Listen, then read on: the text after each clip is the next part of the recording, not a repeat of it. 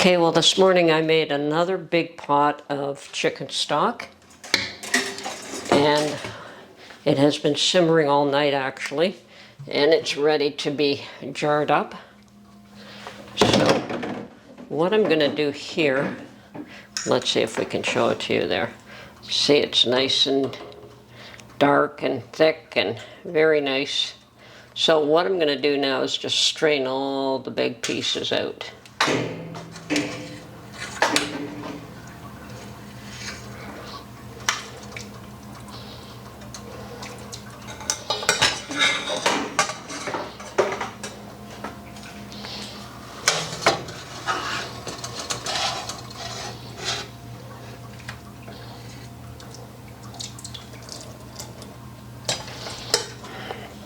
Actually, I've done that wrong. Okay. There, that's better.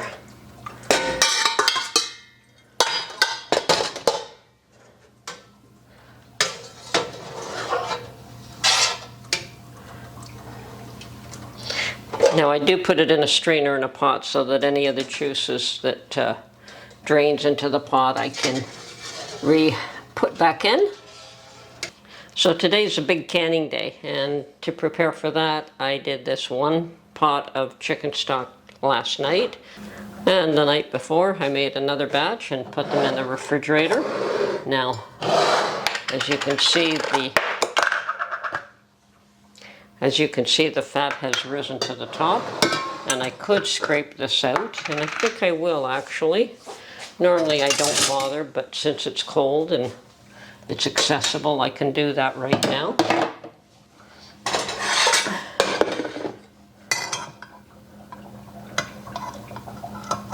At least scrape some of it out.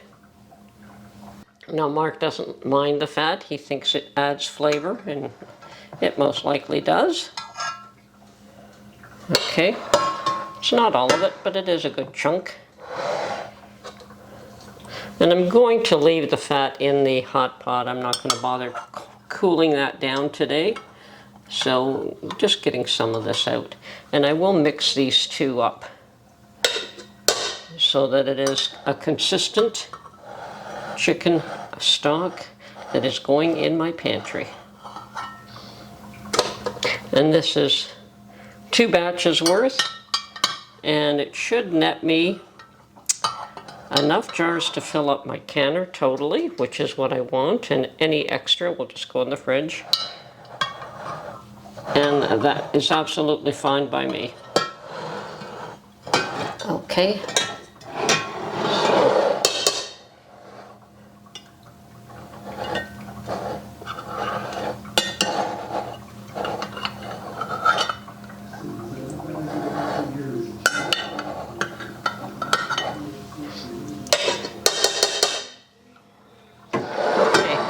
I'm okay with some fat staying in the jars. Okay, I don't believe I have any container that can hold all of this, so I'm going to put it in 2. Now, this is cold.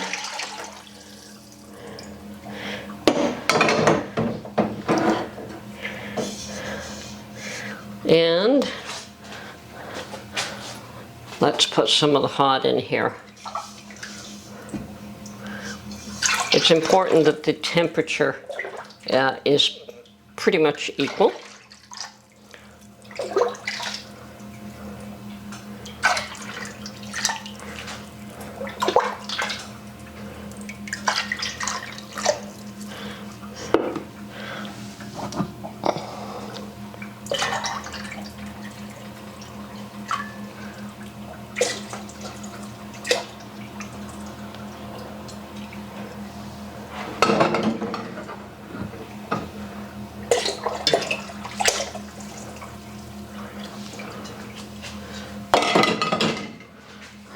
Okay, that's probably the most chicken stock I've ever did in one batch, but that's good.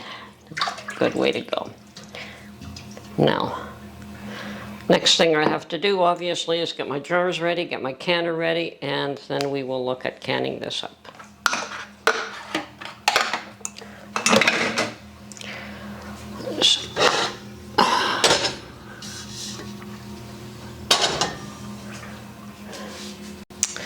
Okay, so I'm ready to fill my jars now. I have more than enough jars, I hope, to bottle up all of this chicken stock. And whatever doesn't fit in the canner, as I said, will go in the fridge. Now, I do have a setup where I've got the stock mostly strained, but not totally. So I use a strainer with my funnel to catch any of the large bits and perhaps bones that I may have missed. So we'll start off by filling all the jars.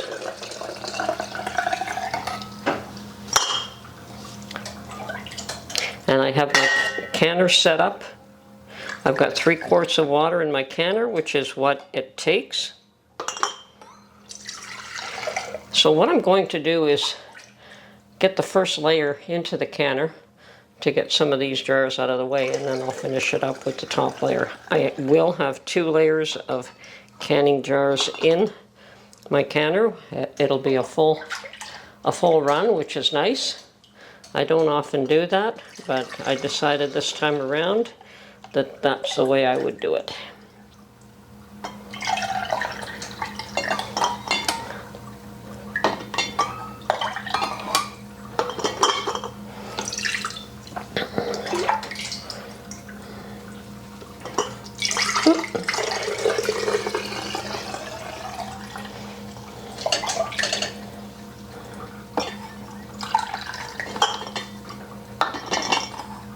Half an inch headspace is about all you need.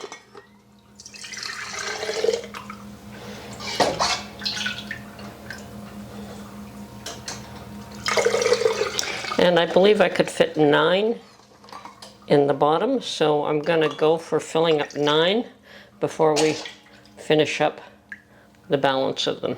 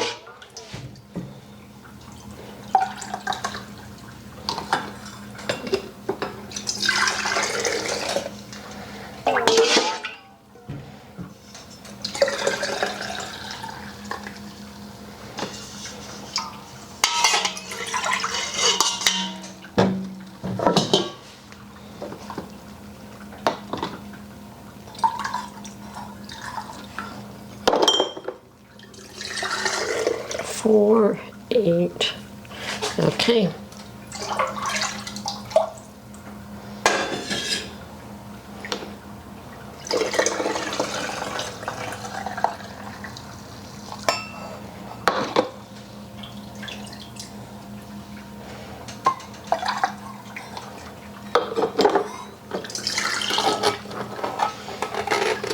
Okay, we're going to set that aside. We've got our 9.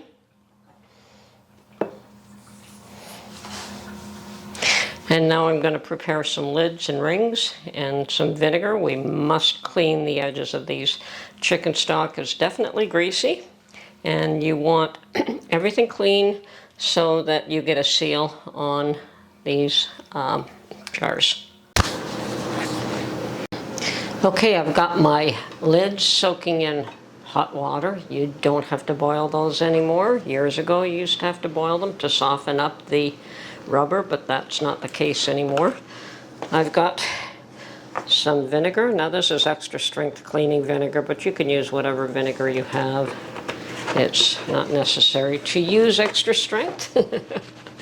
Okay, and now I'm going to clean the rims of these jars very carefully. And I'm going to do just a couple at a time, just so that I don't get in my own way. So, lid. And I've got my rings there. Finger tight. You want to be able to allow the air to escape. Okay, and into the canner. Canner is already on the stove.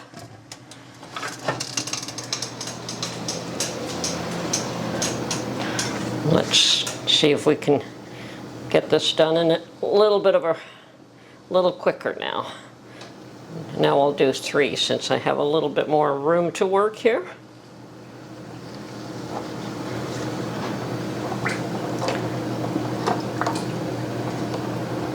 Lost my magnet. Okay.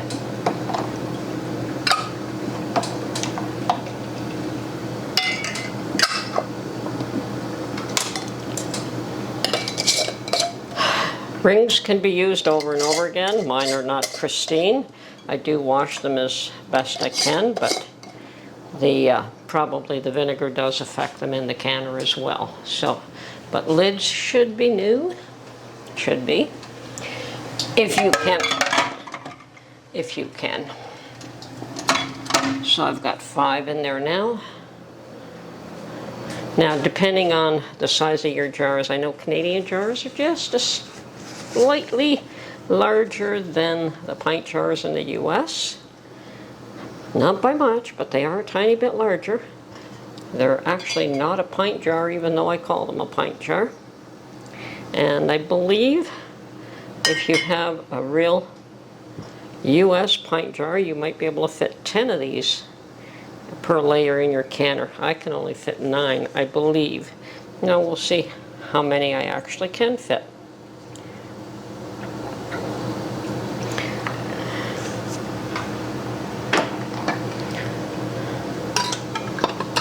So I've got the first 5 in there.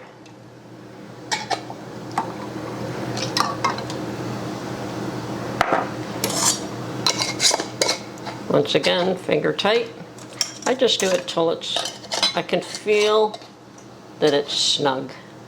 I don't want to crank it down, but I do want it snug.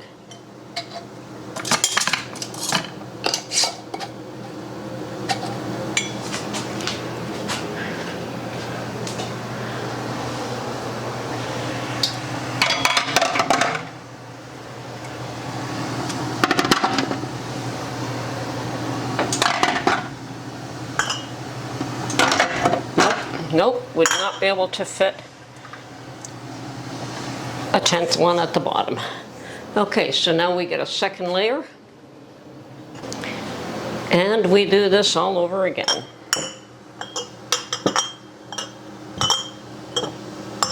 So now I fill up another 9. And then any extra will get filled up and put in jars in the refrigerator. So here we go. Okay.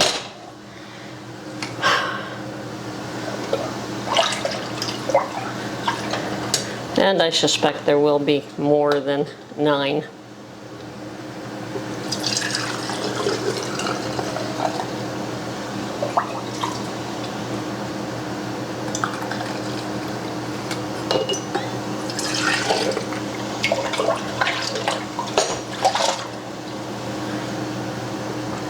And I do stir up the stock before I scoop it out. And if for no other reason, just to distribute whatever fat might be in there, so you don't have one jar that has a lot of fat and another that has none.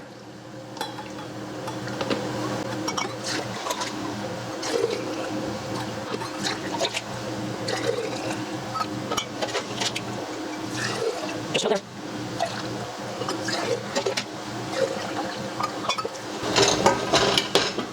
And I do see a chicken bone at the bottom, so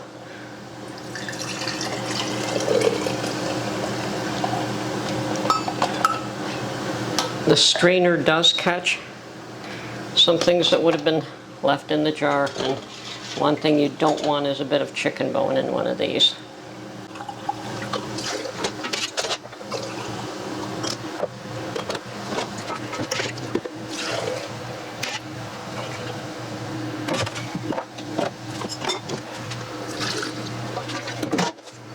Okay, and that is everything in my strainer pot. I'm just going to make sure that these are all cut half inch, all equal.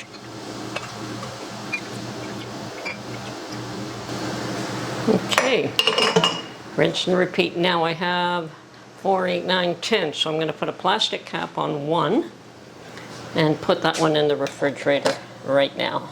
Don't need to do anything more with this one.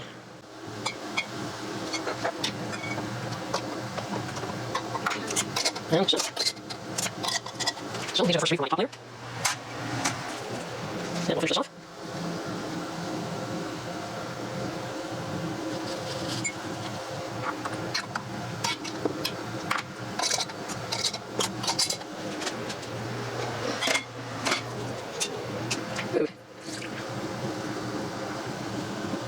It is the range of the jars you're going to get. That is the part that this rubber sits on. That's what has to be clean. Okay. Now, balance of my vinegar, I'm just going to put in the canner. And all that does, and that's just like, I don't know, a tablespoon there. And all that does is keep the minerals from the water that's boiling off your jars so they don't get cloudy. And that's really the only purpose of them. There. Now you can see that the canner is full. Finally, I don't often do a full canner at a time, but it's good to do that actually. Okay, so now I'm going to put the lid on and then let it vent for 10 minutes. Okay, lid is on. I'm waiting for this to start steaming. We call that venting. We let that vent for 10 minutes, and what that does is it exhausts the extra air out of the canner, so you can start to build up pressure. And one of the ways of knowing whether you've started venting, when sometimes you can't see the steam, but you've got this little... Okay, you can see that the air vent lock, and that's what it's called, has popped up. So that means that this is locking, and now it is starting to vent. And although you can't see the steam, I can feel it. And so now we're going to set the timer for 10 minutes. And we're going to let that vent for a full 10 minutes, and then we will put the weight on there. Okay, my canner has vented for the full 10 minutes. My timer has gone off. I'll turn that off, and now I'm going to put my weight on. And in my altitude, it is 10-pound weight that I need. So I'll come back when this has come up to full 10 pounds, and we'll talk again. Okay, I've reached 10 pounds pressure. My gauge is reading 10 pounds, maybe even 11, and my jiggler is jiggling nicely, and I'm going to turn the heat down because I know where the sweet spot is to keep that pressure where it is without going crazy. Okay, and we're gonna let this can for 20 minutes before we turn it off. So, stock, chicken stock, beef stock, whatever. Pint jars, 20 minutes, quart jars, 25 minutes, and of course, the weight you adjust based on your altitude. Okay, that's my canning job for today. Okay, I have removed all of my jars from the canner, and I went in with 18, and I lost one. One broke in the canner, and that does tend to happen. But of the 17 that remain, every one of them sealed. And specifically, I mean, normally I would anyway, but because one actually broke in the canner, you have a lot of greasy chicken stock that coated the outside of every jar and the canner, so everything needs a thorough washing. Now, of course, I'm going to wait till all these jars have cooled, take the ring off, wash every one of them individually, and date them and label them and put them away. This is chicken stock for the pantry. It is not for Mark. Well, it is, I guess, but not for him daily. Anyway, so that is 3 batches of chicken stock that I've done probably this week. 2 for the pantry, 1 for the fridge. And anything extra went into the fridge, which is fine. I think I had 1 or 2 that went in the fridge.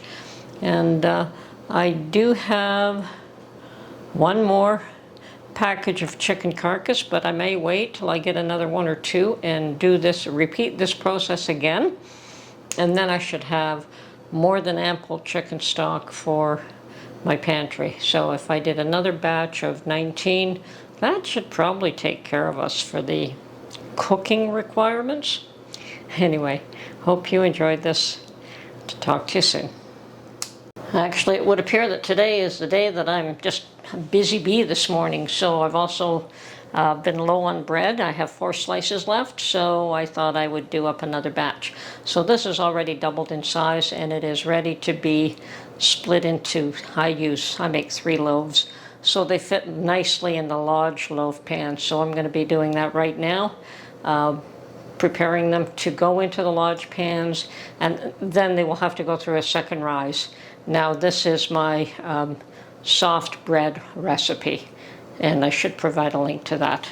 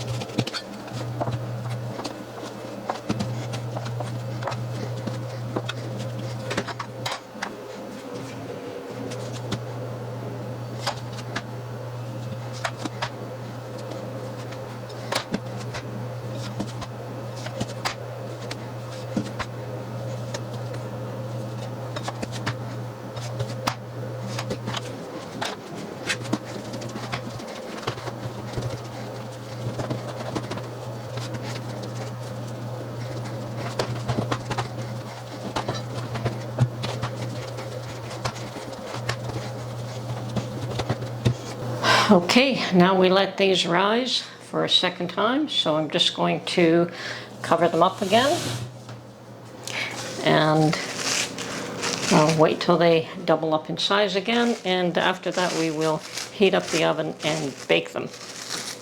Should be good at that point. Anyway, there we go. Oh yes, that's risen. Time to put it in the oven, and the oven is up to temperature. So, ooh, this should be lovely. Okay.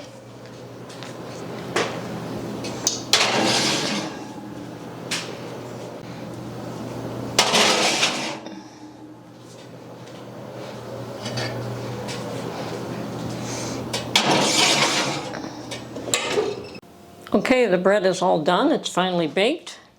And it's very hot. It just came out of the oven. And I'm just going to gently butter the top.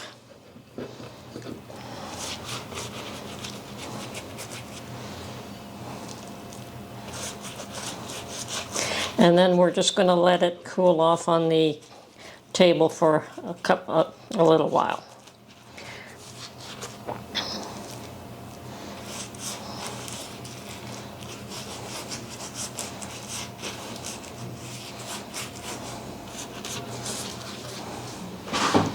Okay, another batch of bread, all done.